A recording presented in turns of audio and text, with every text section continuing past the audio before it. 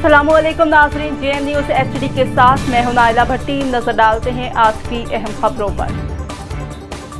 लाहौर पाकिस्तान तहरीक इंसाफ के चेयरमैन इमरान खान ने कहा कि अगर हुकूमत और उनके हैंडलर्स इलेक्शन नहीं करवाते तो फिर ये किसी भूल में न रहें। लाहौर नासिर बाग में PTI की रैली से खिताब करते इमरान खान ने कहा कि आज हम पाकिस्तान में आइन की हुक्मरानी और मजदूरों के लिए निकले हैं।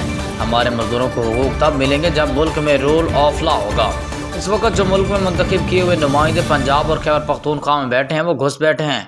उन्होंने कहा कि निगरान हुकूमत ने इलेक्शन करवाने के लिए कोई कदम नहीं उठाया।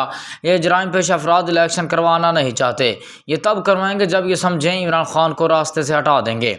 इमरान खान ने कहा कि ये इलेक्शन इसलिए नहीं करवा रहे कि तहरीक इंसाफ को कमज़ोर करना चाहते हैं और मुझे रास्ते से हटाना चाहते हैं। चीफ जस्टिस सुप्रीम कोर्ट ने वाज़ेह तौर पर कहा कि इलेक्शन 14 मई को होगा। हमने कल मुज़ाकरात में एक बात करनी है, अगर 14 मई से पहले असम्बलियाँ तोड़ देते हैं तो हम इलेक्शन को तैयार हैं।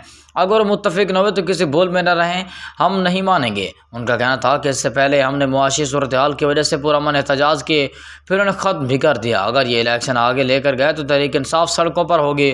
Tehreek Insaf supreme court, chief justice और आइन के साथ होगी और हम सड़कों पर निकल कर मुल्क में कानून की हुक्मरानी करेंगे।